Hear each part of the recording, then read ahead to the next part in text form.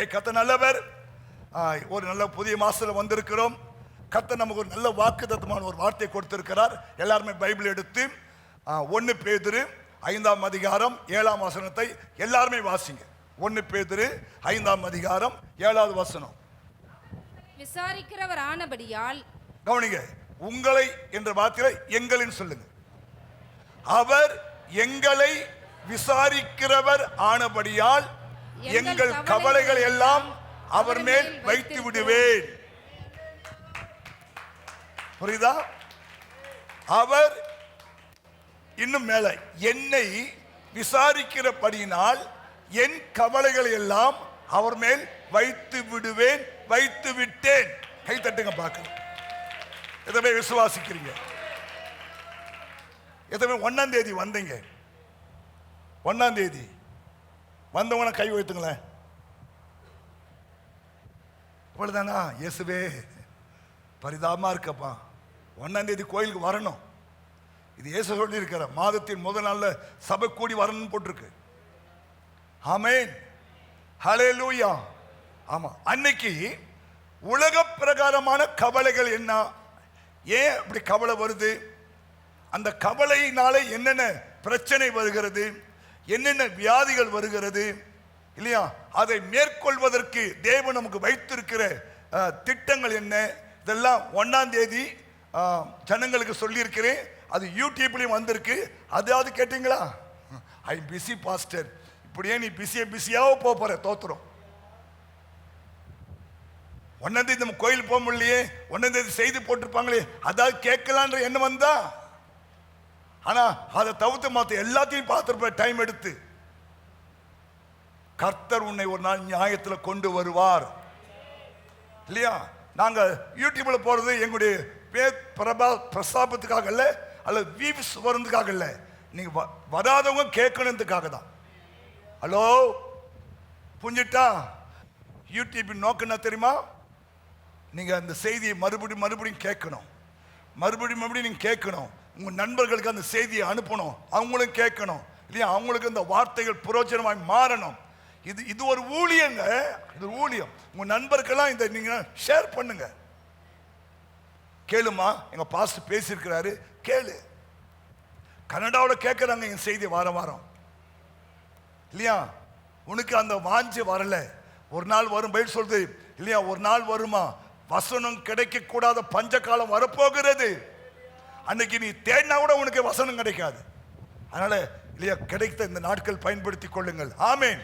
சரி, அன்னைக்கு நான் சொன்னேன் உலக பிரகாரமான கவலைகள் எப்படி இருக்குன்னு சொன்னேன்.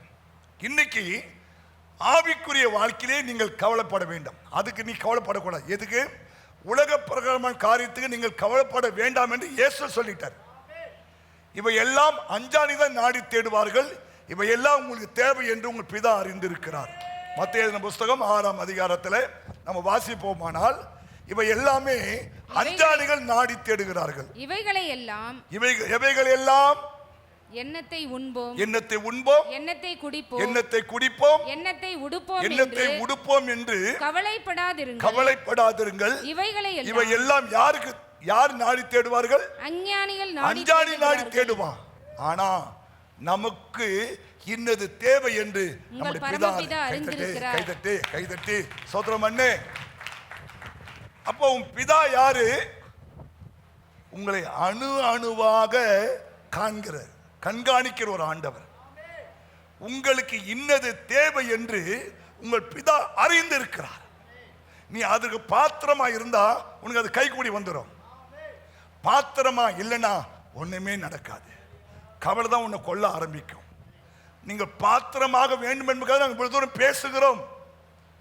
புரியுதா? சரி, இன்னைக்கு நம்ம அதை பத்தி கவலைப்பட வேண்டாம். ஆனா இன்னைக்கு நம்ம கவலைப்பட வேண்டிய சில காரியம் இருக்கு பைபிள்ல. ஆவிக்குரிய கவலைகள். எதுங்க ஆவிக்குரிய கவலைகள்? ஒன்று வாசிக்கலாம். நம்ம எதுக்கு கவலைப்படணும் தெரியுமா? வாசிக்கலாம். எபிரேயர் 2ஆம் அதிகாரம் 4வது வசனம். அடையாளங்களினாலும் அடையாளங்களினாலும் அற்புதங்களினாலும் அற்புதங்களினாலும் பலவிதமான பலத்த செய்கைகளினாலும் பலவிதமான பலத்த செய்கைகளினாலும் தம்முடைய சித்தத்தின்படி பகிர்ந்து கொடுத்த தம்முடைய சித்தத்தின்படி பகிர்ந்து கொடுத்த பரிசுத்த ஆவியின் வரங்களினாலும் பரிசுத்த ஆவியின் வரங்களினாலும் தேவன் தாமே சாட்சி கொடுத்ததுமாய் தேவன் தாமே சாட்சி கொடுத்ததுமாய் இருக்கிற இவ்வளவு பெரிதான ரட்சிப்பை குறித்து இவ்வளவு பெரிதான ரட்சிப்பை குறித்து நாம் கவலையற்று இருப்போமானால் தண்டனைக்கு எப்படி தப்பித்துக் கொள்வோம்? கவனிங்க, நீங்க கவலைப்பட வேண்டிய ஒரு காரியம் உங்கள் ரட்சிப்பை குறித்து. ஹலோ, அதுவும் பெரிதான ரட்சிப்பு. தம்பி, தங்கச்சி, சகோதரனே, கவனி. நம்ம கவலைப்படுவேன், ஐயோ தேவன் நம்மளை கிருபையை ரட்சித்து இருக்கிறார் இல்லையா? ரட்சிப்புக்காக நீ ஏதாவது கிரையம் செலுத்துனீங்களா? கவனிங்க, இதை வாங்க நம்ம என்ன பண்ணணும்? கிரையம் செலுத்தணும். இந்த கிளிப்பு வாங்க கிரையம் செலுத்தணும். ஆமேன். இந்த சபாரி தைக்க கிரையம் செலுத்தணும். துணி வாங்க கிரையம் செலுத்தணும்.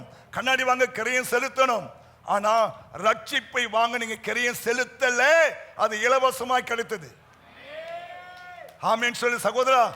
கவனி, என்னைக்கு எதெல்லாம் நமக்கு இலவசமா கிடைக்குதோ அதுல நம்ம கவனமே போவாது இல்லையா? இலவசமா தான் கொடுத்தது இல்லையா? அப்போ இலவசம் சொன்னாவே நமக்கு அதுல மரியாதை இருக்காது. காசு கொடுத்து போனதான் மரியாதை இருக்கும் இல்லையா? அதே போல் இந்த ரட்சிப்பு, பெரிதான ரட்சிப்பு குறித்து கவனிங்க, நமக்கு கவலை கிடையாது. இயேசு இந்த ரட்சிப்புக்காக, அவர் பேரே ரட்சிப்பின் அதிபதி. ரட்சிப்புகள் அதிபதி யாரு? இயேசு. இந்த ரட்சிப்பை நமக்கு கொடுப்பதற்காக தான் அவர் தன் ஜீவனையே கொடுத்திருக்கிறார். அதான் சொல்றார், அடையாளங்களினாலும் அற்புதங்களினாலும் பலவிதமான பலத்த செய்கைகளினாலும் தம்முடைய சித்தத்தின்படி பகிர்ந்து கொடுத்த பரிசுத்த ஆவியினுடைய வரங்களினாலும் தேவன் தாமே சாட்சி கொடுத்ததுமாய் இருக்கிற இவ்வளவு பெரிதான ரட்சிப்பை குறித்து நீங்கள் கவலையற்று இருக்க கூடாது. அதுக்கு நீ கவலைப்படணும். ஆமென். புரியுதா? இயேசுவை ஏற்றுக்கொள்வது பெரிய ஆசீர்வாதம் இல்லையா? இயேசுவின் நாமத்தில் நீங்க ரட்சிக்கப்பட்டது, ஞானஸ்நானம் எடுத்தது, நீங்க அபிஷேகம் பெற்றது, இதெல்லாம் தேவன் நம்ம கொடுக்கிற இல்லையா ரட்சிப்பினுடைய ஆசீர்வாதங்கள். ஆனா இன்னைக்கு இதை குறித்து நிறைய பேர் கவலையே கிடையாது. பிரதர், சிஸ்டர், கவனிங்க, கவலைப்படணும் இல்லையா? ஏன்னா இந்த ரட்சிப்பு வெளியேற பெற்றது. இந்த ரட்சிப்பு தான் உன்னை பரலோகம் கூட்டிக் கொண்டு போகும். ரட்சிக்கப்படாத ஒருவனும் பரலோகத்துக்கு போக முடியாது. எந்த ஒரு மனுஷன் இயேசுவின் ரத்தத்தாலே, பைபிள் தெளிவா சொல்லுது எபிரேயர் புக்ல இல்லையா, ஸ்தோத்திரம், பாவம் மன்னிப்பு இல்லாமல், ரத்தம் சிந்துதல் இல்லாமல் பாவம் மன்னிப்பே கிடையாது. பாவம் மன்னிப்பு தான் ரட்சிப்பு. புரிஞ்சுட்டீங்களா? ஒருவனுடைய பாவம் மன்னிக்கப்படுவது பாருங்க, அதுதாங்க ரட்சிப்பு. ஹல்லேலூயா. இயேசு நம்முடைய பாவங்களை அவர் மேல் ஏற்றுக்கொண்டு நமக்காக இயேசு சிலுவையிலே மரித்தார். அவர் மரித்ததால்தான் நமக்கு பாவ மன்னிப்பு நிச்சயம் உண்டாகி இருக்கிறது. நீங்கள் பாவம் மன்னிக்கப்பட்டபடினால்தான் இயேசுவை ஏற்றுக்கொண்ட பிறகு உங்கள் வாழ்க்கையில ஒரு மறுமலர்ச்சி, ஒரு ஆசீர்வாதம், ஒரு நன்மை, ஒரு கிருபை, ஒரு இரக்கம், ஒரு நல்ல குடும்பம், மனைவி, பிள்ளைகள், இப்படிலாம் நமக்கு வந்ததுக்கு காரணமே இந்த ரட்சிப்பினால் வந்தது. கைத்தட்டுங்க பார்க்கலாம். உங்களுக்கு எனக்கு இந்த ரட்சிப்பு இல்லாம போயிட்டு இருந்தா என்னைக்கோ நம்ம வாழ்க்கை முடிந்திருக்கும், நரகத்துக்குள்ள போயிருப்பீங்க. அதுதான் இயேசு சொன்னாரு, இடுக்கமான வாசல் வழியாய் பிரவேசிக்க முயற்சி எடுங்கள். இடுக்கமான வாசல் தான் ரட்சிக்கப்பட்ட பிள்ளைகள் நடக்க வேண்டிய விதங்கள். லூக்காலே போட்டிருக்கு, 2 வாசல் உண்டு. இடுக்கமான வாசல், ஜீவனுக்கு போற வாசல். இடுக்கமும் வழி நெருக்கமுமாய் இருக்கிறது. வழி நெருக்கமாய் இருக்கும். அதை கண்டுபிடிக்கிறவர்கள் சிலர். அதை கண்டுபிடிக்கிறான் பத்தியா, அவன் தான் பெரிய ஆளு. பெரிய அறிவாளி யார் தெரியுமா? விஞ்ஞானி யார் தெரியுமா? ஜீவனுக்கு போற வழியை கண்டுபிடிக்கிறான் பத்தியா, அவன் தான் பெரிய அறிவாளி. புரிஞ்சுட்டா? புரியுதா? ரட்சிப்பு வெளியேற பெற்றதுங்க. ரட்சிப்பு விளையேற பெற்று. அதான் சொல்றாரு, இவ்வளவு பேருதான ரட்சிப்பை குறித்து நீங்க கவலையற்று இருக்கீங்களா? ஆவிக்குரிய கவலை உனக்கு, நீ கவலைப்படனா, ஐயோ இந்த ரட்சிப்பை நான் காத்துக்கணுமே இல்லையா, ஒரு நாள் இந்த ரட்சிப்புக்காக இல்லையா, இந்த ரட்சிப்புக்காக நீ வேற எதை வேணுமா நேர்ந்துடலாம் உலகத்துல. ஆமீன் சொல்லுங்க. உயிரை கூட நீ விட்டுடலாம் ரட்சிப்புக்காக. ஏன்னா அது உனக்கு பரலோகத்துல ஜீவனா கிடைச்சிடும். அதுதான் இயேசு சொன்னாரு, எனக்கு என் நாமத்து நிமித்தம் நீங்கள் எதையாகிலும் ஒன்றை இழந்தால் இம்மையிலே துன்பங்களோடு கூட 100 ஆசீர்வாதம், மறுமையிலே உனக்கு நித்திய ஜீவனை உண்டாக்குவேன். ஆமென். அதனால தேவன் கொடுத்த இந்த ரட்சிப்பை நீங்க காத்துக்கொள்ளணும். சில பேர் கல்யாணத்துக்காக ரட்சிப்பை விட்டுறாங்க. ஏன்னா இந்த ரட்சிப்பு உனக்கு மறுபடியும் கிடைக்காது. பைபிள் சொல்லுகிறது, எபிரேயர் 6ஆம் அதிகாரம், ஒரு தரம் பிரகாசிக்கப்பட்டும் பரம ஈவை ருசி பார்த்தும் பரிசுத்த ஆவியை பெற்றும் தேவனுடைய நல்வார்த்தைகளையும் இனிவரும் உலகத்தின் பலன்களையும் ருசி பார்த்தும் மறுதலித்து போனவர்கள் மறுதலிக்க கூடாது. தேவனுடைய தம்பி தங்கச்சி மறுதலிக்க கூடாது. புரியுதா? மறுதலிக்க கூடாது. ஏன்னா தேவன் இயேசு நல்லவர் என்று ருசி பார்த்திருக்கிற, ஒரு தரம் பிரகாசிக்கப்பட்டிருக்கிற, பரம ஈவ ருசி பார்த்திருக்கிற, பரிசுத்த ஆவியை பெற்றிருக்கிற, இனி வரும் பலனும் உனக்கு எல்லாம் தெரியும். இதெல்லாம் நீ அறிஞ்சு நீ மறுதலிச்சினா உன் கதைக்கு ஸ்தோத்திரம். அதனால்தான் சொல்ற, இடுக்கமான வாசல் வழியாய் பிரவேசிக்க பிரயாசப்படுங்கள். அவன்தான் அதுதான் பெரிய அறிவு. ஹல்லேலூயா. ஏன்னா பெருக்கமான வழி இருக்கு, எப்படி வேணாலும் நடக்கலாம். ஆனா முடிவு என்ன தெரியுமா? அக்கினி கடல், எரிகிற நரகம். நரகம் ஒரு ஒரு வேதனை நிறைந்த ஒரு இடம். அது அக்கினியும் கந்தகமும் நிறைந்த ஒரு அக்கினி கடல். அதிலே போறவங்க இல்லையா, ஸ்தோத்திரம், வேதனைப்படுவாங்களாம் இல்லையா. லூக்கா 16ஆம் அதிகாரத்தில் இயேசு ஒரு ஓமையை சொன்னாரே, அந்த அந்த அந்த பணக்காரன் அவன் நரகத்துக்குள்ளே போனானாம். கவனிங்க, வேதனைப்படுகிறானாம். வேதம் சொல்லுகிறது இல்லையா, அவன் மேல் நோக்கி பார்க்கும்போது லாசரு மோசையின் மடியில் உட்கார்ந்து கொண்டிருக்கிறானாம். சொல்றான், ஐயா லாசரு கையிலிருந்து ஒரு சொட்டு தண்ணி எடுத்து என் நாக்களை போட சொல்லுங்க ஐயா, அவ்வளவு தாகமா இருக்கிறேன். நரகத்தில் தண்ணி கிடைக்காது, நரகத்தில் சோறு கிடைக்காது, நரகத்தில் இல்லையா உனக்கு உனக்கு உனக்கு சமாதானம் இருக்காது. அது ஒரு வேதனையான ஒரு இடம், வேதனையான ஒரு இடம். அதனால இந்த ரட்சிப்பு அவ்வளவு பெருசு. ஆனால் ரட்சிக்கப்பட்ட ஒவ்வொரு சகோதரனுக்கும் ஆண்டவர் பரலோகத்திலே இல்லையா மகிமை வைத்திருக்கிறார். கை தட்டுங்க பிரதர். அதான் அந்த ரட்சிப்பு. இவ்வளவு பெரிதான ரட்சிப்பு சொல்றேன். என்ன காரணம்? என்ன காரணம்? ரட்சிக்கப்பட்ட ஒவ்வொரு பிள்ளையும் இல்லையா பரலோகத்துக்குள்ளே பிரவேசிப்பார்கள். வருத்தம், பசி, தாகம், மன துயரம் அங்கே இல்லை. அதுதான் இந்த ரட்சிப்பு விளையாட பெற்றது. ரட்சிக்கப்பட்ட ஒவ்வொரு சகோதரனும் சகோதரியும் இந்த ரட்சிப்பை காத்துக்கொள்ள வேண்டும். ஹல்லேலூயா. பைபிள் சொல்லுது, முடிவு பரிந்து நிலை நிற்கிறவன் தான் ரட்சிக்கப்படுவான். புரியுதா? இப்ப இல்ல, நீ சாகிற வரைக்கும் இந்த ரட்சிப்பை காத்துக்கொள்ளணும், காத்துக்கொள்ளணும். இதுக்கு நடுவில் பிசாசு உன் ரட்சிப்பை போட்டு நீ விலகுவதற்கான சூழ்நிலையை உருவாக்கினே இருப்பான். ஒரு அழகான ரட்சிக்கப்படாத பையனை காட்டுவான், அவன் உன்னை விரும்புற மாதிரி சொல்லுவான், நீ ஏமாந்து விரும்ப சொல்லுவ, அப்ப பரவாயில்ல ரட்சிப்பட்டு போயிடலாம். அல்லேலூயா. இயேசு எவ்வளவு நல்லவர் தெரியுமா? நீங்கள் நானும் இந்த நரக அக்கினியில் போகக்கூடாது என்பதற்காக தான் அவர் இந்த உலகத்தில் ஓடி வந்து நாம் செய்த பாவத்தை அவர் ஏற்றுக்கொண்டு நமக்காக இயேசு சிலுவையிலே மரித்து அந்த பெரிதான ரட்சிப்பை நமக்கு கிருபையை தந்திருக்கிறார். நல்லா கையை தட்டி தேவனை ஸ்தோத்திரம் பண்ணு. எதுக்காகவும் இதை விட்டுறாத, எதுக்காகவும் இதை விட்டுறாத. அல்லேலூயா. ஆமா, ஏன் தெரியுமா? நீ நீ நீ விடுகிற எல்லாமே உனக்கு திரும்ப கிடைக்கும், ஆனா ரட்சிப்பு திரும்ப வராது, திரும்ப வராது. ஹல்லேலூயா, ஸ்தோத்திரம். அதனால தயவு சொல்றேன், தேவன் கொடுத்த இவ்வளவு பெரிய ரட்சிப்பை குறித்து நீ கவலையா இருக்க. ஒவ்வொரு நாளும் இந்த ரட்சிப்புக்காக ஜெபிக்கணும். ஆண்டவரே ஏசப்பா, ஆண்டு நீ கொடுத்த ரட்சிப்பை நான் காத்துக்கொள்ள உதவி செய்யும் இல்லையா. மாமிசமோ பிசாசோ என்னை வஞ்சிக்க கூடாது, என்னை ஏமாற்ற கூடாது. ஏன்னா பைபிள் சொல்லுகிறது இல்லையா, உலகத்திலே அன்பு கூறுகிறவன்ட்டு பிதாவின் அன்பு இருக்காதாம். 1 யோவான் 3ஆம் அதிகாரத்தில் 1 யோவான் உலகத்திலும் உலகத்தில் உள்ளவைகளிலும் அன்பு கூறாதிருங்கள். ஒருவன் உலகத்திலே அன்பு கூர்ந்தால் அவனிடத்தில் யாருடைய அன்பு இருக்காது? பிதாவின் அன்பு இருக்காது. தயவு சொல்றேன், உலகத்தில் உள்ளவைகளிலும் என்ன பண்ணாத? அன்பு கூறாதே. புரியுதா? அதுல இருந்து வெளிவந்துரு. ஏன் தெரியுமா? உலகத்துல எதோ நடந்து கொண்டிருக்கிறது. நான் சொன்னேன் இல்லையா, 5 வயசு சிறுவனுக்கு 2 கிட்னியும் ஃபெயிலியர். ஒவ்வொரு வாரமும் 2 முறை டயாலிசிஸ் பண்ணணும் இல்லையா? 800 மில்லிகிராம் தான் தண்ணி குடிக்கணுமா. அதுக்கு மேல ஒரு சொட்டு குடிச்சாலும் 3ஆம் முறை டயாலிசிஸ் பண்ணணுமா. எவ்வளவு வேதனை பாருங்க. ஹல்லேலூயா. ஒழுங்கா தண்ணி குடிங்க இல்லையா? நல்லா இருந்தா ஒரு நாளைக்கு ஏறக்குறைய 2 லிட்டர் தண்ணி குடிக்கணுமா.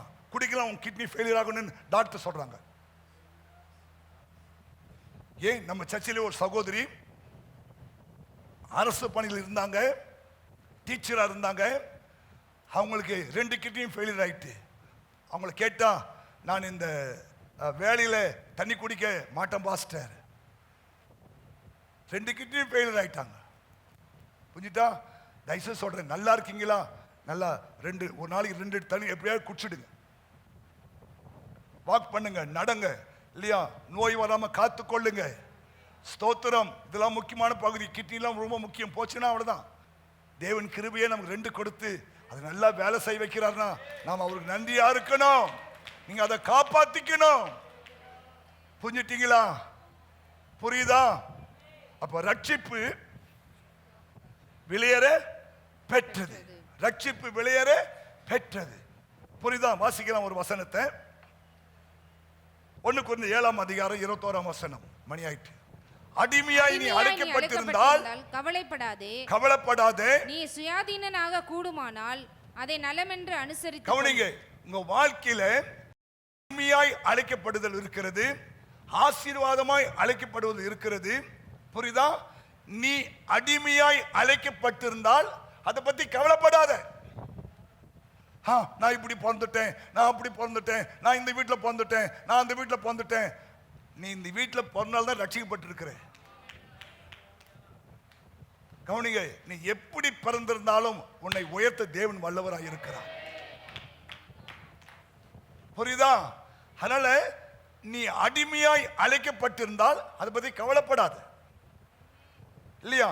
நீ அது மேல இருக்கணும் விரும்பாத. எப்படி அழைக்கப்பட்டியோ அப்படியே இருக்கத்துக்கோ.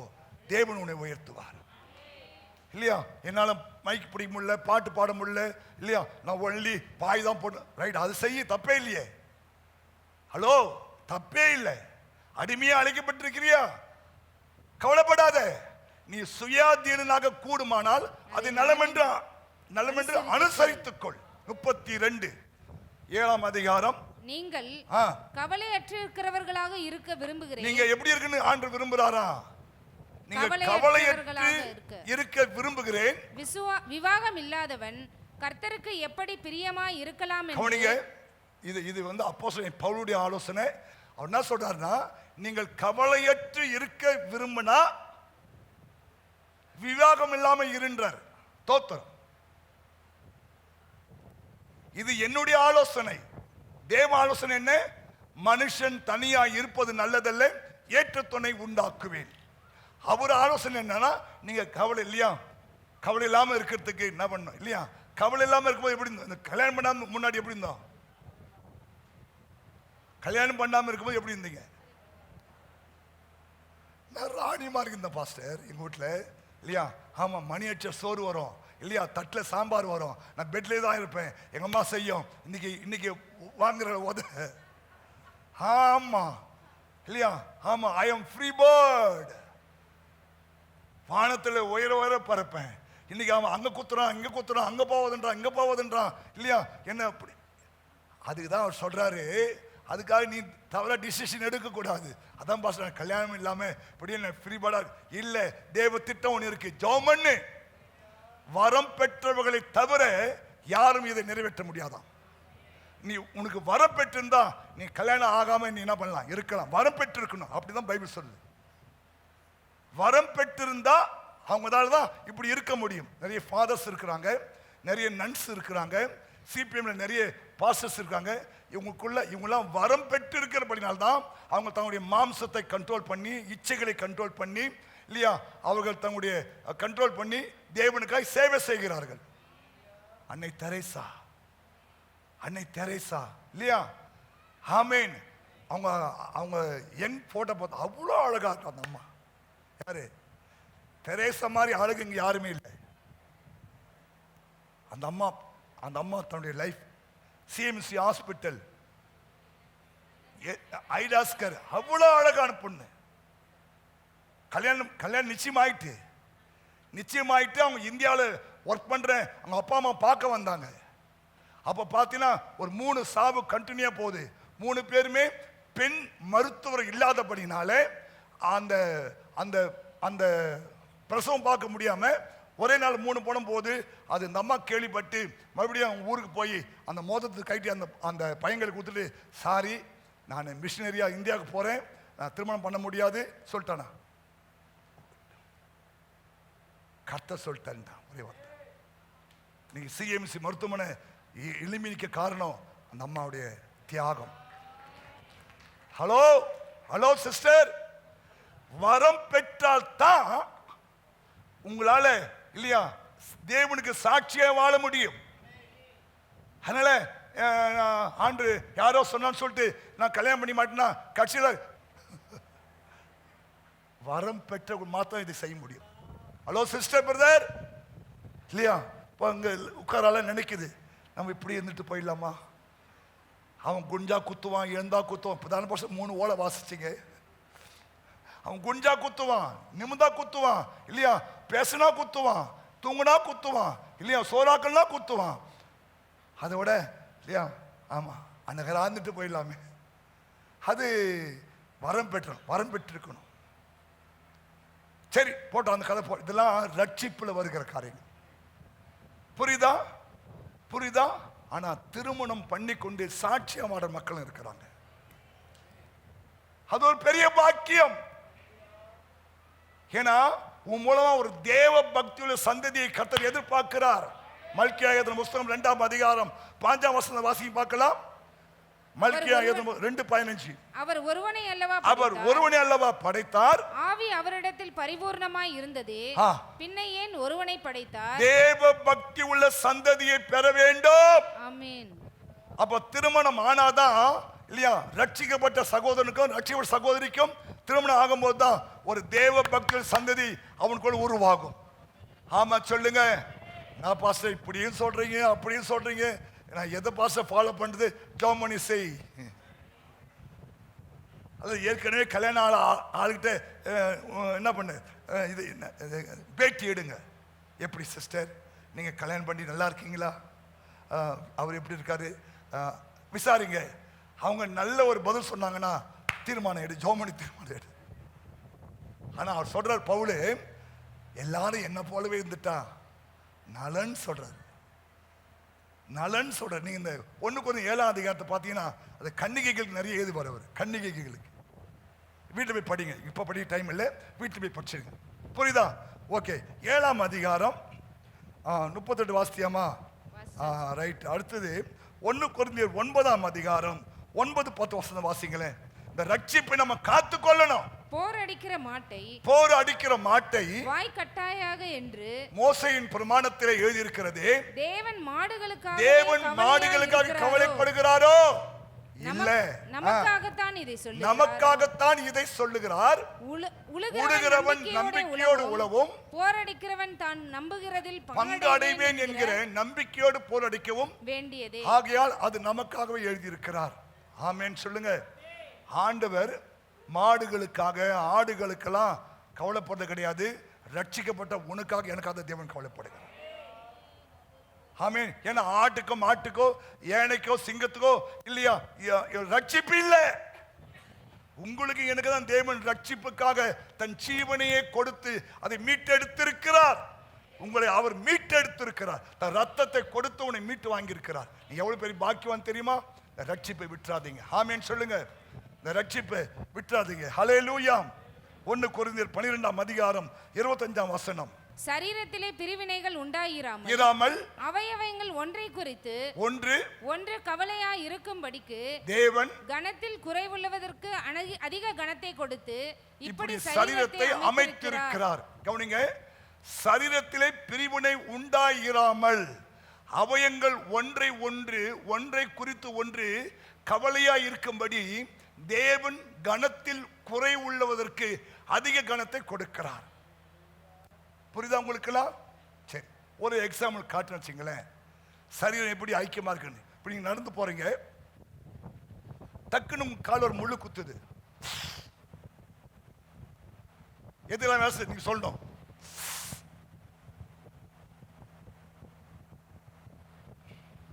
எதெல்லாம் வேலை சொல்லுங்க பார்க்கலாம். கை வேலை செய்யுது, கால் தூக்குது, அப்படி பள்ளி இழிக்குது இல்லையா, உணர்வு வெளிப்படுத்துது. காலை தானே குத்துச்சு, எனக்கு என்ன கவலை, கை சும்மா இருக்கா? சரீரம் ஒரு மனமா இருக்குதப்பா. ரட்சிக்கப்பட்டோம் அப்படிதான் இருக்கணும் இல்லையா? ஒரு சரீரம் பாடுபட்டா இன்னொரு சரீரம் பாடுபடணும் இல்லையா? எவனா எக்கனா கட்டு போட்டோம், எனக்கு என்ன இல்லையா? நான் நல்லா இருக்கேன்னா அவன் ரட்சிக்கப்பட்டவனே கிடையாது இல்லையா? ஆமா, ரட்சிப்புனா தெரியுமா? யான் பெற்ற இன்பம் பெருகணும் இந்த வையகம். அதான் உங்களை ஊழியம் செய்ய சொல்றது. நீ ரட்சிக்கப்பட்டல, அந்த ரட்சிப்பின் அனுபவத்தை நம்ம இந்தியாவில் இருக்கிற 148 கோடி மக்களும் காணணும்பா. அதுதான் நம்ம எல்லாரும் ஊழியம் செய்யணுன்றது. ரட்சிக்கப்பட்டனால ஊழியம் செய்ய சும்மா இருக்க முடியாது. அப்போஸ்தலன் பவுல் சொல்றாரு இல்லையா, எனக்கு ஒரு கவலை இருக்கு, சபையை குறித்து கவலை. 2 கொரிந்தியர் 11ஆம் அதிகாரம் சொல்றாரு, சபையை குறித்த கவலையே என்னை இரவும் பகலும் வாட்டி எடுக்கிறது. இவை முதலானவைகள் அல்லாமல் எல்லா சபையும் அவருடைய கவலை என்ன? ஒரு ஆவிக்குரிய மனுஷனுக்கு ஒரு ஆவிக்குரிய கவலைனா சபையை குறித்து தான் கவலை இருக்கணும். ஹலோ, எத்தனை பேர் சபையை குறித்து கவலை இருக்கு? நம்ம சபை வளரணும், ஊழியம் வளரணும், தரிசனம் நிறைவேறணும், நம்ம உழைக்கணும், நம்ம தோள் கொடுக்கணும் இல்லையா? எத்தனை பேருக்கு அந்த தரிசனம் இருக்கு? கவலை குறித்து ஒரு சபையை குறித்து கவலை இருக்கணும். புரியுதா? சபையில் என்ன நடக்குது, எது நடக்குது, நம்மளால் அதுல ஏதாவது செய்ய முடியுமா, தோள் கொடுக்க முடியுமா? மோசே மலை மேல உட்கார்ந்து கொண்டிருக்கிறாரு இல்லையா? அமலேக்கியருக்கும் இஸ்ரவேல் மக்களுக்கும் சண்டை நடக்குது. மோசேன் கை உயர்ந்திருக்கும் போது இல்லையா, இஸ்ரவேல் மக்கள் மேற்கொள்கிறார்கள். மோசேன் கை தாழும் போது இதை யார் பார்க்கிறானா? யோசுவாவும் ஆரோனும் ஊரும். நீ எதான் பார்க்கிறியா? எவன் தோத்தா எனக்கு என்ன, எவன் ஜெயிச்சா எனக்கு என்ன? அவன் மோசை கை முறிஞ்சு போனா எனக்கு என்ன, மோசை கை நல்லா இருந்தா எனக்கு என்ன? சகோதரா, அப்படி இருக்கவே கூடாது. சபையை குறித்த கவலை உனக்கு இருக்கணும். நிறைய பேர் என்ன கவலை? என் கவலை, என் பொண்டாட்டி கவலை, என் புள்ள கவலை இல்லையா, என் தேவை. நோ, அது ஒரு பக்கம், அது இயேசு பார்த்துக்குவார். ஆனா நீ உண்மையை எதை பத்தி கவலை பண்ணுவான்? என் சபை இல்லையா, இந்த கல்லின் மேல் என் சபையை நான் கட்டுவேன் இயேசு சொல்லி இருக்கிறார். இயேசு கட்டின சபை. சபைனா யாரு? நீங்களும் நானும். நம்மளாம் கூடி வரும்போது இது ஒரு பெரிய சபையா மாறுது. அப்போ உங்களுக்கு என்ன கவலை இருக்கணும்? சரீர பிரகாரமான உங்கள் உடலை குறித்து, உங்களுடைய சரீரத்தை குறித்து ஒரு கவலை இருக்கணும். தேவன் ஏற்படுத்தின இந்த கட்டடமாகிய இது மேல கவலை இருக்கணும். அல்லேலூயா, ஆமென். புரிஞ்சா உங்களுக்குலாம்? புரியுதா? ஏன் இதெல்லாம் அங்க பண்றோம்? பணம் இருக்குதுனாலயா? இல்ல, தேவன் அப்படியே உலாவும் போது பரவாயில்ல, பையன் பெயிண்ட் அடிச்சுக்கிறான், ஓகே. பரவாயில்ல, பையன் எக்ஸ்ட்ரா ஒரு லைட் போட்டிருக்கிறான், ஓகே. பரவாயில்ல, பையன் ஒரு கூடாரம், சின்ன பசங்களுக்கு கூடாரம் போட்டிருக்கிறான், ஓகே. பையன் அந்த இதை இடிச்சு கார் பார்க் பண்ணியிருக்கிறான், ஓகே. அப்படின்னு இயேசு சந்தோஷப்படணும். அவ்வளவுதாங்க என் ஆசை. உன்னை குறித்து சந்தோஷப்படணும், நீ அதுல பங்கு பெறணும் இல்லையா? அதான் இயேசு அவள் நல்ல பங்கை தெரிந்து கொண்டாள். புரியுதா? தேவ பிள்ளைகள் நல்ல பங்கு, தேவனோடு இருப்பது, இயேசுவின் பாதத்தில் அமர்வது இல்லையா, இயேசுக்காய் கவலைப்படுவது இல்லையா? ஸ்தோத்திரம். இயேசு சொன்னாரு, நீங்க எனக்காக கவலைப்பட வேண்டாம், உனக்காக உன் பிள்ளைகளுக்காய் கவலைப்படு. ஆமென், ஹல்லேலூயா. வாசிக்கலாம் அந்த வசனத்தை. இயேசு அவர்கள் முகமாய் திரும்பி எருசலேமின் குமாரத்திகளே, நீங்கள் எனக்காக அழாமல், நீங்க எனக்காக அழாமல் அழ வேண்டாம். உங்களுக்காகவும் உங்கள் பிள்ளைகளுக்காகவும் அழுங்கள். யாருக்காக நீ அழணும்? ஏன்? பிள்ளைகள் கர்த்தர் கொடுக்கிற சுதந்திரம், கற்பத்தின் கனி அவரால் வரும் பலன். புரியுதா? உங்க பிள்ளைகளுக்கு நீ கவலைப்படணும். 1 சாமுவேலின் புஸ்தகம் 10ஆம் அதிகாரம் 2ஆம் வசனம். நீ இன்றைக்கு என்னை விட்டு போகிற போது பென்யமீன் எல்லையாகிய செல்சாகில் ராகேலின் கல்லறை அண்டையில் 2 மனுஷரை காண்பாய். அவர்கள் உன்னை பார்த்து, நீ தேட போன கழுதைகள் அகப்பட்டது, இதோ உன் தகப்பன் கழுதைகள் மேல் இருந்து கவலையை விட்டுட்டு உங்களுக்காக விசாரப்பட்டு என் மகனுக்காக நான் என்ன செய்வேன் என்கிறான் என்று சொல்லுவார்கள். நிமிர்ந்து உட்காருங்க. 2வது நிதர்மம், உனக்கு ஆவிக்கு கவலை வரணும் உங்க பிள்ளைகளை குறித்து. இங்க சவுளுடைய தகப்பன் சொல்றாரு, கழுதைகள் மேல் இருந்த கவலை போய் இப்ப பிள்ளை மேல கவலை வந்துட்டு. ஏன் தெரியுமா? பிள்ளை கழுதை தேட போய் ரொம்ப நாள் ஆயிட்டு. உண்மையான தகப்பன் இல்லையா? பிள்ளைங்க எங்க போறாங்க, எங்க வராங்க, என்ன செய்யறாங்க, இதெல்லாம் ஒரு தகப்பன் கண்காணிக்கணும், ஒரு தாய் கண்காணிக்கணும். அன்னைக்கு ஒரு வீடியோ பார்த்தோம். அம்மா வரும்போது புள்ள இன்னொரு பக்கம் பாடம் படிக்குது. அம்மா போன பிறகு இந்த பக்கம் செல்போன் பார்க்குது. அம்மா நினைக்குது புள்ள ரொம்ப பயபக்தியா பாட புஸ்தகம் படிக்கிறான்னு இல்லையா? அம்மா போன பிறகு அவன் தலைவன் மண்ணாளி கொட்டிக்கிறான். நீ உங்க அம்மா அப்பாவை ஏமாத்தல, உன்னைய நீ ஏமாத்திக்கிற, நீ உன்னையே ஏமாத்திக்கிற. புரிஞ்சுட்டா? ஆமா. ஒரு நாள் வரும்போது, ஐயோ நான் போதகத்தை வெறுத்துட்டேன், எங்க அம்மா அப்பா பேச்சு நான் கேட்கல, எங்க பாஸ்டர் பேச்சு நான் கேட்கல சொல்லி நீ ஒரு நாள் துக்கித்து அழும்போதுதான் இதெல்லாம் உனக்கு பிளாஷ் பேக்கா வரும். அதனால்தான் உனக்கு இதெல்லாம் வரக்கூடாதுக்காக தான் பேசி கொண்டிருக்கிறோம். பெற்றோர்களை கவனிங்க, பிள்ளைகளுக்காக அழுங்க. பிள்ளைகள் கர்த்தரால் வரும் சுதந்திரம். புரிஞ்சுட்டீங்களா? 1 சாமுவேலை கொண்டுதான் கர்த்தர் 2 ராஜாக்களை அபிஷேகம் செய்தார். உண்மைதானே? யாரு? சவுல், சாமுவேல். மோசையை கொண்டுதான் எகிப்தினுடைய அடிமைத்தனத்தை உடைத்தார். ஹல்லேலூயா. புரிஞ்சுட்டீங்களா? எஸ்தரை கொண்டுதான் யூதருக்கு ரட்சிப்பை கொண்டு வந்தார். சிம்சோனை கொண்டுதான் பெலிஸ்தரை முறியடித்தார். தாவீதை கொண்டுதான் இல்லையா சங்கீதங்களை படைத்தார். சாலமோனை கொண்டுதான் தேவாலயம் கட்டினார். இயேசுவை கொண்டுதான் உலகத்துக்கு ரட்சிப்பை கொண்டு வந்தார். சாத்தானை ஜெயித்தார். புரியுதா? ஏன் நம்ம பிள்ளைக்கு அழணும்? உன் பிள்ளை தேவனுடைய வருகை தாமதிக்குமானால் பிற்காலத்தில் ஒரு சிம்சோனாக, ஒரு மோசையாக இல்லையா, ஒரு ஒரு ஒரு ஒரு ஆண்டவராகிய இயேசுவை போல. புரிஞ்சுட்டா இல்லையா? தேவனுடைய வேலையில அவங்களை கர்த்தர் பயன்படுத்துவார். எத்தனை ஊர்ல தலைவர்கள் பிறந்திருக்கிறாங்க, எத்தனை ஊர்ல தலைவர்கள் பிறந்திருக்காரு. நிமிர்ந்து உட்காருங்க. எத்தனை ஊர்ல தலைவர்கள் பிறந்திருக்கிறாங்க. குழந்தைதான் பிறக்கும், அவங்க தான் பிற்காலத்தில். இப்போ உன் பிள்ளைகள் பிற்காலத்தில் ஒரு தலைவன் ஆகலாம், ஒரு மிஷினரி ஆகலாம், ஒரு எஸ்தர் ஆகலாம், ஒரு மொர்தகையா மாறலாம். ஹலோ, ஒரு சாமுவேலா மாறலாம், ஒரு சிம்சோனா மாறலாம். புரியுதா? யாருக்கு தெரியும்? நான் பாஸ் ஆகணும் எனக்கு தெரியுமா, இல்லை எங்க அப்பா அம்மாவுக்கு தெரியுமா? அவர் போட்டாரு. ஹல்லேலூயா.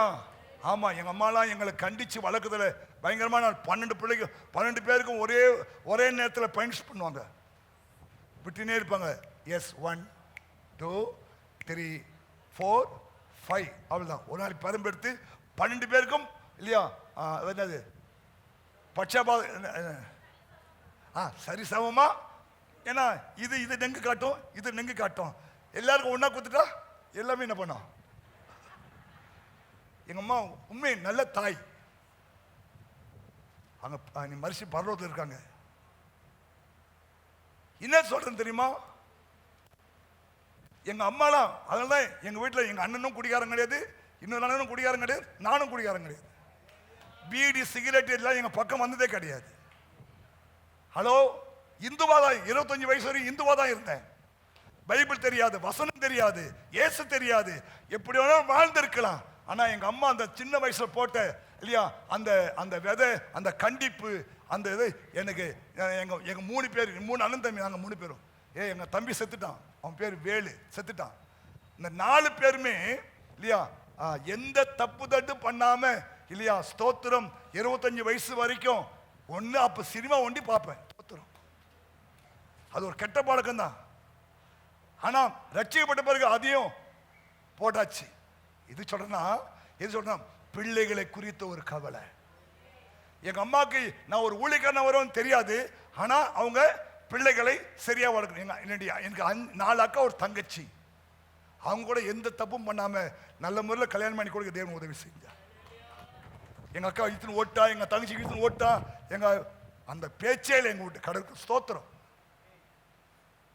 தேவன் ஆதிலேயே அது போட்டார். அல்லேலூயா. இதுக்கெல்லாம் யார் காரணம்? என் தாயும் என் தகப்பனும். புரியுதா? ஆமா, அப்பவே எங்க அப்பா பார்த்தீங்கன்னா கவனிங்க, சின்ன வயசுல எங்க அப்பா எனக்கு 10 வயசா இருக்கும்போதே மலேசியா இருக்கும்போதே மார்கழி மாசம் வந்துட்டா திருப்பாவை, திருவம்பாவை, ஆண்டாள் சரித்திரம், பள்ளி எழுச்சிலாம் காலைல 4 மணி நேரம் எழுந்து குளிச்சுட்டு படிக்க சொல்லுவார், இல்ல அடிப்பாரு. அதனால்தான் பக்தி உள்ளவனை கர்த்தர் தமக்காய் தெரிந்து கொள்வார் என்ற வார்த்தைப்படி. புரியுதா? சும்மாலாம் நாங்க வந்து நிக்கல. எங்க அப்பா அம்மா அன்னைக்கு அந்த சின்ன வயசுலயே எங்களை கண்டிச்சு, எங்களை திருத்தி, எங்களை ஒழுங்குபடுத்தினால்தான் இன்னைக்கு தேவனுடைய கிருபையினால அவருக்காய் ஊழியம் செய்ய கிருபை செய்யும். அந்த தேவன் தான் உங்க பிள்ளைகளை நீங்க இப்படி நடத்தணும். பிள்ளைகளுக்காய் கவலைப்படணும். பிள்ளைகளுடைய இல்லையா பிள்ளைங்களுடைய எதிர்காலம் அதெல்லாம் அவர் பார்த்துக்குவாரு. உங்க பிள்ளைங்களுடைய ஆவிக்குரிய வாழ்க்கைக்காக இல்லையா டெய்லியும் பிள்ளை ஜெபம் பண்ணுதா, டெய்லியும் பிள்ளை பைபிள் படிக்கா, டெய்லியும் பிள்ளை இல்லையா பைபிள் வாசிக்குதா, பிள்ளை கோயிலுக்கு வருதா, இதெல்லாம் நீ தான் பார்க்கணும். ஹலோ, நாங்க 2 மணி நேரம் தான் பிள்ளையை பார்த்துப்போம். மற்ற 166 மணி நேரம் பிள்ளை உங்க கூட தான் இருக்குது. என் பிள்ளை கோயில் வந்தது, என் பிள்ளை திருந்தல, யார் காரணம்? நாங்க 2 மணி நேரம் வச்சு பார்த்துப்போம். எதுக்கு பார்த்துக்கணும் தெரியுமா? உனக்கு டிஸ்டர்பன்ஸ் இல்லாமல் இருக்கிறதுக்காக நாங்க மடக்கி போடுறோங்க. புரியுதா? சரி, அது அப்படி இப்படி இல்லாமல் இருக்கிறதுக்காக தான் இல்லையா.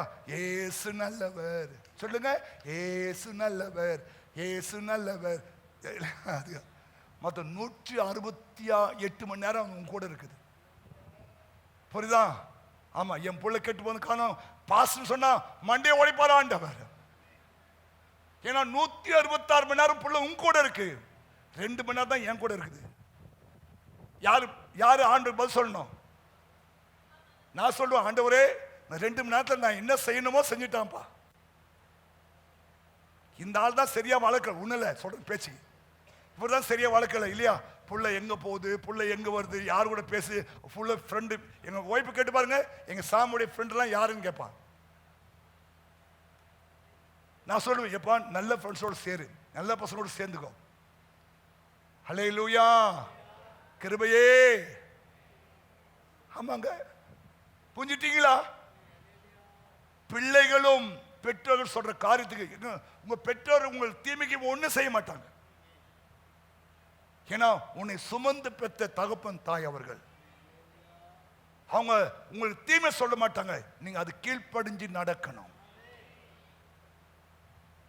உன் காலங்கள் தெய்வத்தின் கையில் இருக்கிறது, அதுக்கு நேரா நான் உங்களுக்கு கொண்டு போறதா எங்க வேலையே. ஹல்லேலூயா. ஆனா கீழ்ப்படியணும். கீழ்ப்படியலன்னா பைபிள் சொல்லுது, உனக்கு நன்மை உண்டாயிருப்பதற்கும் உன் வாழ்நாள் நீடித்திருப்பதற்கும் உன் தகப்பனின் தாயின் கனம் பண்ணு. கவனிய, தகப்பன தாய் கனம் பண்ணா உன் நாட்கள் குறைக்கப்படும். தாவீது ஜெபம் பண்றார், ஆண்டவரே என்னை பாதி வயதில எடுத்துக்காதீங்க. ஏன்? அவர் தகப்பன தாயை கனம் பண்ண ஒரு மனுஷன். என் தகப்பனும் ஏன்னா தாவீது தன் தகப்பன தாயால வெறுக்கப்பட்ட ஒரு பிள்ளை. ஆனா அவன் சொல்றாரு, என் தகப்பனும் தாயனை கைவிட்டாலும் என் கர்த்தனை சேர்த்துக் கொள்வார். புரிஞ்சுட்டீங்களா? புரியுதா? பிள்ளைகளுக்காக கவலைப்படுங்க, பிள்ளைங்களுடைய வாழ்க்கைக்காக கவலைப்படுங்க. அதுக்காக ஒரு நாள் 2 நாள் உபவாசம் போட்டு ஜெபம் பண்ணு, பிள்ளைக்காக ஜெபம் பண்ணு இல்லையா. எனக்கு வீடு வேணும், எனக்கு கார் வேணும், எனக்கு பங்களா வேணும், எனக்கு நகை வேணும், நட்டு வேணும்ன்ற அது தேவையில்லை உனக்கு. இல்லையா, அதெல்லாம் இந்த பூமியோட போயிடும். உன் புள்ள பரலோகம் வரணும், உன் புள்ள பரலோகம் வரணும்.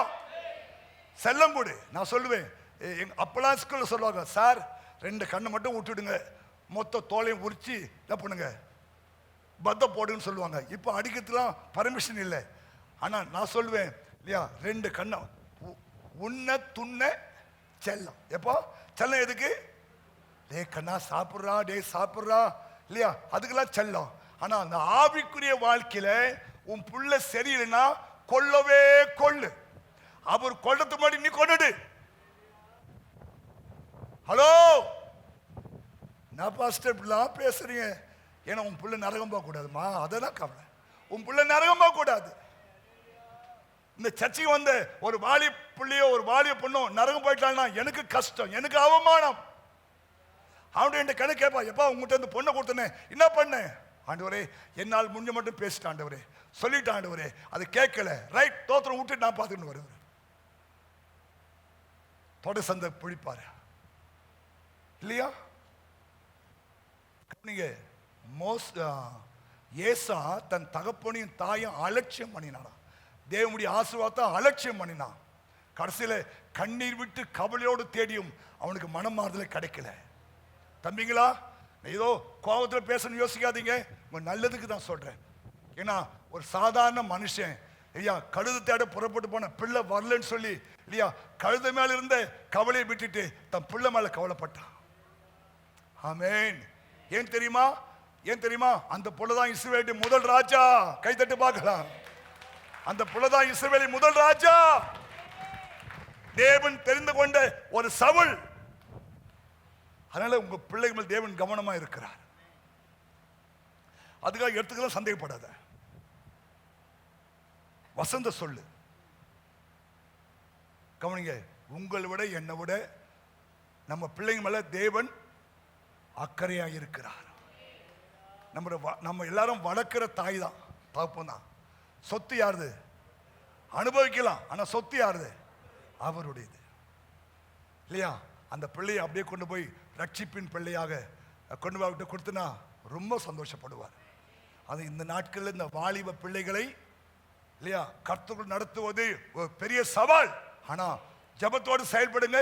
கர்த்தர் இல்லையா நீங்கள் வேண்டுவதற்கும் நினைப்பது மேலாகவே உங்கள் பிள்ளைகளையும் உங்களுடைய சந்ததியும் அவர் கிருபையாய் நடத்துவார். ஆமா, பிள்ளைகள் அவசியம் தானே. எதுக்கு கவலை பண்ணணும்? ஒண்ணு, தேவன் கொடுத்த ரட்சிப்புக்காக நீ கவலைப்படு. இந்த ரட்சிப்பு மறுபடியும் கிடைக்காது. ஏன்னா பிற்பாடு நீ ஏசா அந்த ரட்சிப்பை விட்டுட்டான். அந்த சேஷ்ட புத்திர பாகத்தை அவன் அலட்சியம் பண்ணான். அதனால பின்னால பாருங்க, எபிரேயர் சொல்றாரு, அவன் பிற்பாடு கண்ணீர் விட்டு கவலையோடு தேடியும் அவனுக்கு மனமாறுதலே இல்லை. நீ இப்ப அந்த ரட்சிப்பை விட்டுட்டினா பிற்பாடு நீ என்ன குட்டிகன்னு போட்டாலும் அந்த ரட்சிப்பு உனக்கு கிடைக்காது. ஹல்லேலூயா. அதுக்காக கர்த்தர் கொடுத்த ரட்சிப்புக்காக ஜெபம் பண்ணு. கர்த்தர் கொடுத்த ரட்சிப்புக்காக ஜெபம். ஆண்டவரே நீ எனக்கு கொடுத்த அந்த ரட்சிப்புக்காய் ஸ்தோத்திரம், எனக்கு கிருபையாய் ரட்சித்தீரே உமக்கு ஸ்தோத்திரம் சொல்லு. ரட்சிப்பை விட்டுறாத, அப்புறம் உனக்கு கிடைக்காது. கிடைக்காது, கிடைக்கவே கிடைக்காது. அதுக்கு ஏசா உதாரணமா இருக்கிறான். ஆமென். ஹல்லேலூயா. யாக்கோபோட ஏசா ரொம்ப நல்லவன் பைபிள் போட்டிருக்கு. ஆனா அவன் அந்த ரட்சிப்பை அந்த சேஷ்ட புத்திர பாகத்தை அலட்சியம் பண்ணா கர்த்தர் ஓரம் கட்டார் பாருங்க. யாக்கோபை தெரிந்து கொண்டு ஏசாவையோ தேவன் வெறுத்துட்டான்னு போட்டிருக்கு. ஆனா யாக்கோபோட ஏசா ரொம்ப நல்லவன் குணத்துல. ஆனா அவன் ரட்சிப்பை அலட்சியம் பண்ணான் இல்லையா? சேஷ்ட புத்திர பாகத்தை அலட்சியம் பண்ணான், தேவ சமூகத்தை அலட்சியம் பண்ணான், ஜபத்தை அலட்சியம் பண்ணான், வேத வாசிப்பை அலட்சியம் பண்ணான், கர்த்தர் பயத்தை அலட்சியம் பண்ணான். மொத்தம் தேவன் அவனை அலட்சியம் பண்ணிட்டார். புரியுதா? தேவன் கொடுத்த சபை மேல கவலையாரு. சமூகத்தை விட்டுடாத, தேவ சமூகத்தை விடாத இல்லையா? ஒவ்வொரு வாரமும் நான் தேவ சமூகத்தை ஓடணும், அவரை ஆராதிக்கணும், துதிக்கணும், ஸ்தோத்திரம் சொல்லு. ஏன்னா உனக்கு இந்த பாக்கியம் நீ வரும் நாட்கள் கிடைக்காது. Hello brother sister. ஆமா, புரிஞ்சிட்டீங்களா? அப்ப எதுக்கு கவலைப்படணும்? தேவன் கொடுத்த அந்த ரட்சிப்புக்காக கவலைப்படுங்க. தேவன் கொடுத்த சுதந்திரம், சொத்து, பிள்ளை பிள்ளை அதுக்காக ஜெபம் பண்ணுங்க. பேர பிள்ளை இருக்கா, ஜெபம் பண்ணுங்க. புரியுதா?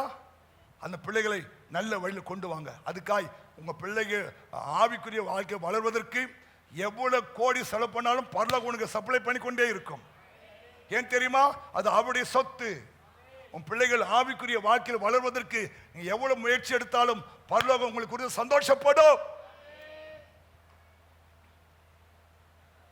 ஆமென். ஆமா, அலட்சியமா விட்டுறக்கூடாது பிள்ளை இல்லையா? உங்க கண்ணில் விளக்கண்ணை விட்டு பார்த்துக்கினே இருக்கணும். உங்களால முடிஞ்ச வரைக்கும் நீ பாருங்க, மிச்சம் அவர் பார்த்துக்குவார். ஆனா பிள்ளை, என் பிள்ளை பாஸ்டர், என் பிள்ளை நல்ல பிள்ளை, நோ நோ நோ நோ சொல்லவே முடியாது.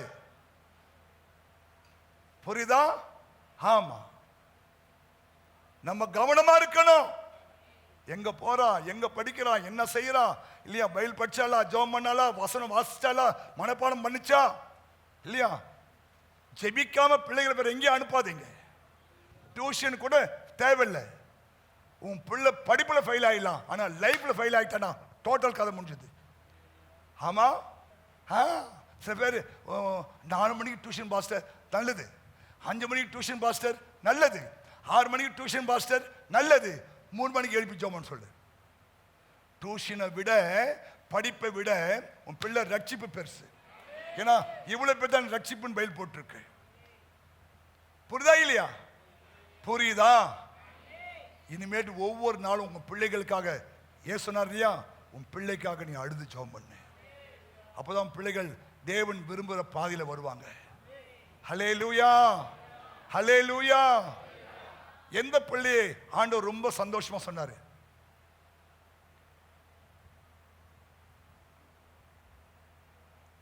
தாவீத சொன்னாருங்க, என் இருதயத்துக்கு ஏற்றவன்,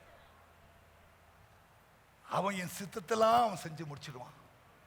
இப்படி உன் பிள்ளை குறித்து தெய்வம் சந்தோஷப்படணும். ஆமா, தெய்வம் சந்தோஷப்படணும். உன் பிள்ளை குறித்து தெய்வம் இல்லையா? தாவீது அப்பா அம்மா அவனை சரியாவே கொண்டு வரல, ஆனா தேவன் வளர்த்து உருவாக்குனாரு இல்லையா? சொல்றாரு, தாவீது என் இருதயத்துக்கு ஏற்றவன். அதனால்தான் உன் பிள்ளை வேலை செய்தை விட உன் பிள்ளை ஊழியம் செய்வது பாக்கியம். உன் பிள்ளை வேலை செய்தை விட உன் பிள்ளை ஒரு ஊழியக்காரனா, ஒரு சுவிசேஷகனா, ஒரு அப்போஸ்தலனா, ஒரு மேய்ப்பனா, ஒரு போதகனா இருந்தா அதை விட ஒரு பெரிய பாக்கியம் ஒன்றும் கிடையாது. Hello sister, brother. அதனால உங்க பிள்ளைகளுடைய உலக பிரகமம் படிப்புக்கு நீ எவ்வளவு ஆசைப்படுறியோ அதை விட உன் பிள்ளையுடைய ஆவிக்குரிய, அதெல்லாம் சொன்னேன், நீங்க எல்லாரும் பைபிள் காலேஜ் படிங்க, நீங்க படிங்க, உங்க பிள்ளைக்கு சொல்லிக் கொடுப்பீங்க.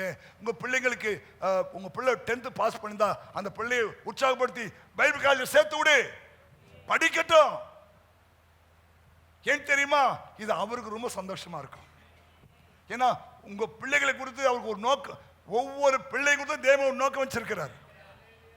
இப்ப தெரியாது இல்லையா? அது போக போக தான் தெரியும். புரியுதா? புரியுதா? நம்மளா எழுந்து நிக்கலாம். டிவியில் வரும், பொறுமையாக உட்காந்து கேளு. உன் பிள்ளை குறித்து தேவன் என்ன நோக்கம் வச்சிருக்கான்னு ஜோமனிக்கல இல்லையா? சவுல் கேட்டாலே, நான் என்ன செய்ய சித்தமாக இருக்கிறீர் கேட்டானா இல்லையா? நான் சபையை துன்பப்படுத்தினவன், ஆனாலும் தெய்வமே நான் என்ன செய்ய சித்தமாக இருக்கிறேன். ஒவ்வொரு வாலிப பிள்ளையும் கேளு, ஆண்டு சொல், அப்பா நான் என்ன செய்யணும் ஆண்டவரே இல்லையா? சோத்திரம். அதனால வாலிப பிள்ளைகள்லாம் இல்லையா 10th பாஸ் பண்ணி தான் வந்து பைபிள் காலேஜ் சேர்ந்து படி படி. இதுக்கு நீ முக்கியத்துவம் கொடுத்தீங்கன்னா கர்த்தர் உன்னுடைய எதிர்கால வாழ்க்கைக்கு முக்கியத்துவம் கொடுப்பார். ஹல்லேலூயா. ஏன் இவ்வளவு எஃபெக்ட் எடுத்து பேச தெரியுமா?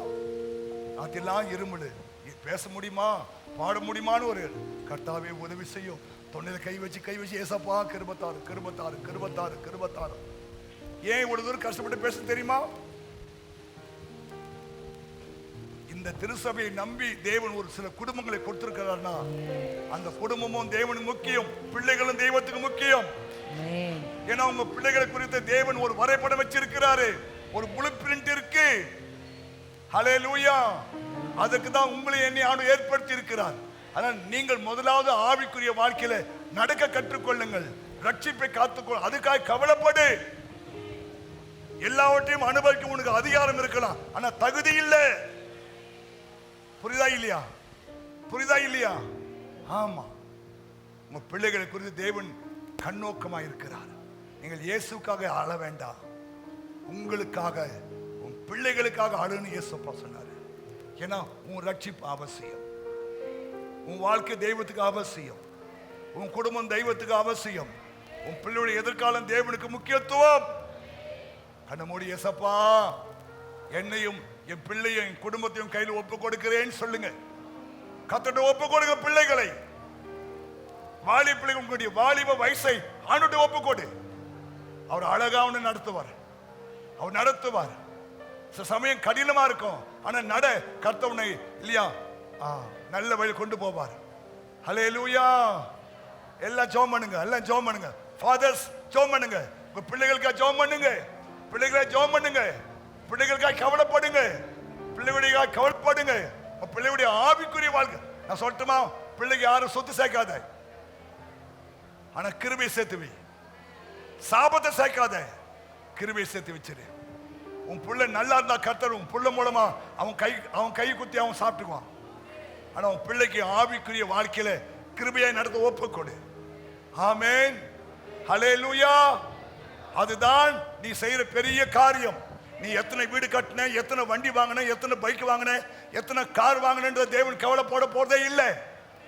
ஆனா உனக்கு கொடுத்த பிள்ளையை நீ எப்படி வளர்த்த, எப்படி உருவாக்கின, உன் பிள்ளை இன்னைக்கு தேவனுக்கு புரோஜனமா இல்லையா என்பதை யோசித்து தெய்வ சமூகத்தை அழுது ஒப்பு கொடுத்து உன் பிள்ளைக்கு செவி கத்த பெரிய காரியம் செய்வான். கண்ணு மூடுங்க பார்க்கலாம், கண்ணை மூடுங்க பார்க்கலாம்.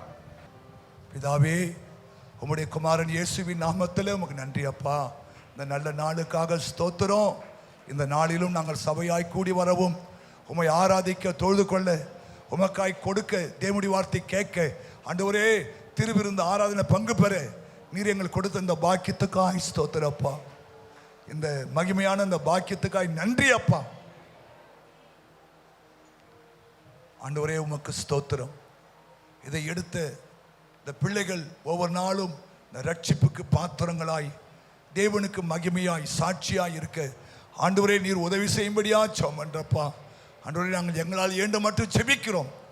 நீ தொடர்ந்து இந்த சபையாரை, இந்த குடும்பங்களை நம்முடைய கரத்தில் ஒப்பு கொடுக்கிறோம், பிள்ளைகளை ஒப்பு கொடுக்கிறோம், அவங்க ரட்சிப்பை ஒப்பு கொடுக்கிறோம்.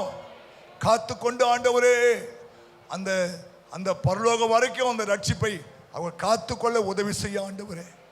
ஒருவராகில் இந்த ரட்சிப்பின் ஆசீர்வாதத்தை இழக்காத படிக்கு பரிசுத்த ஆவியானவர் ஒவ்வொருத்தருக்குள்ள அந்த ஏவுதலை கொடுப்பீரார். அந்த ரட்சிப்பினுடைய சந்தோஷத்தை தர வேண்டுமா நாங்கள் செபிக்கிறப்பா. அந்த ஒவ்வொரு மக்களையும் ஆசீர்வதியும், குடும்பங்களை ஆசீர்வதியும் ஐயா. படிக்கிற பிள்ளைகள், ஸ்கூல் போகிற பிள்ளைகள்லாம் ஆசீர்வதியும், காலேஜ் போகிற பிள்ளைகளை ஆசீர்வதியும் ஆண்டவரே. அப்பா, எங்கள் பிள்ளைகள் இந்த பூமிக்கு உப்பா இருக்கணும், வெளிச்சமாக இருக்கணும் ஆண்டவரே. படிக்கிற இடத்துல இவர்களை சாட்சியாக நிறுத்தும் ஆண்டவரே. ஆண்டவரே உதவி செய்யும் ஆண்டவரே. ஆண்டவரே இப்போது இருந்த இந்த பிள்ளைகளை கர்த்தருக்குள்ளே பழகப்படுத்த உதவி செய்யும் ஆண்டவரே. ஆசீர்வதியும். அங்கே இருக்கிற சிறு பிள்ளைகள், குடும்பங்கள், பெற்றோர்களை ஆசீர்வதியும். அங்கே இருக்கிற டீச்சர்ஸ்க்காக ஜெபிக்கிறேன், டைரக்டருக்காக ஜெபிக்கிறேன். ஆசீர்வதிங்க, அவங்க பிரயாசங்களை ஆசீர்வதிங்க ஆண்டவரே. எங்கள் சபை பிள்ளைகள் சிறு வயது முதற்கொண்டே ஆண்டவரே உம்மை போல மாறினப்பா, உதவி செய்யும்படியா ஜெபிக்கிறேன். ஆசீர்வதியும். இந்த மாதத்தின் தேவையெல்லாம் சந்தியும், குறைவெல்லாம் நிறைவாக்கும், அற்புதங்களை நடத்தும். இயேசு நல்லவர், இயேசு நல்லவர் என்று நாங்கள் சொல்லி கர்த்தரை ஸ்தோத்திரிக்க உதவி செய்யும். வந்த ஒவ்வொரு மக்களையும் ஆசீர்வதியும். ஆண்டவராகிய இயேசு மூலம் ஜெபிக்கிறோம் நல்ல பிதாவே. என் ஆத்துமாவே கர்த்தரை ஸ்தோத்திரி, முழு உள்ளமே பரிசுத்த நாமத்தை ஸ்தோத்திரி. என் ஆத்துமாவே கர்த்தரை ஸ்தோத்திரி. நம்முடைய பிதாவாகிய தேவனுடைய அன்பும், கர்த்தராகிய இயேசு கிறிஸ்துவின் கிருபையும், பரிசுத்த ஆவியானுடைய ஐக்கியமும் இப்போதும் எப்போதும் சதா காலமும் அப்படி வருகை மட்டுமே நம்மை காத்துக்கொள்வதாக. ஆமேன்.